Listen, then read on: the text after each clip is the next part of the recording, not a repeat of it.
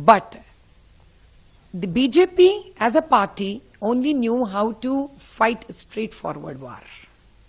BJP as a party only knew how to do a straightforward elections. Just like I would also have given the example in a couple of other channels also, that Pandavas of Mahabharata only know how to do a yuddha straightforward. But Kaurav knew how to do the same war the other way also. They know how to hit from back. But in this all deal, Pandav did win the Kurukshetra war field, but they have lost their own kith and kin. They have lost Panch Pandavas who are their own children. They have lost Abhimanyu, a big warrior. They have lost Ghatotkacha, a great warrior. So, even Itihas and history tells us that between the war of truth and injustice, their truth and justice has to definitely shell down and sacrifice some amount of their own kith and kin. And we have to sacrifice our own beloved voters because of the wrong allegations, wrong misinterpretations, a wrong communication that has been passed into those simple, poor, uneducated, insecure people of this country. But I'm sure still the truth wins, justice wins, and it prevails. That's the reason BJP has come back to power.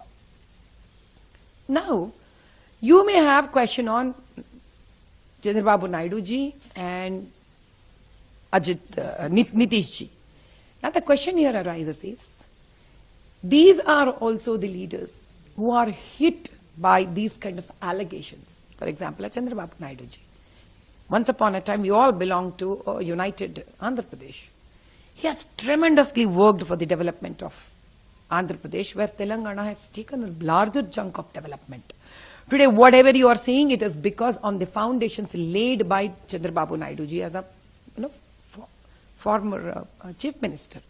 He's a pretty decent man, an educated man, a focused person, a perfect administrator. He exactly knows what he's doing. He exactly knows that his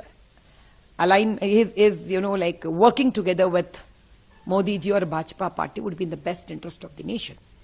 Now, who is a kingmaker? Who is not a kingmaker?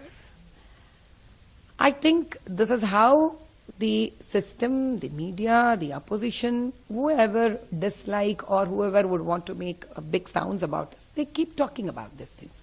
But I don't think I would want to really give any importance on these kind of statements, but I would still want to congratulate our beloved Prime Minister Modi ji and our beloved Home Minister Amit Shah ji, in whose combination and whose hard work, whatever the opposition wanted to do, still they came up with flying colors.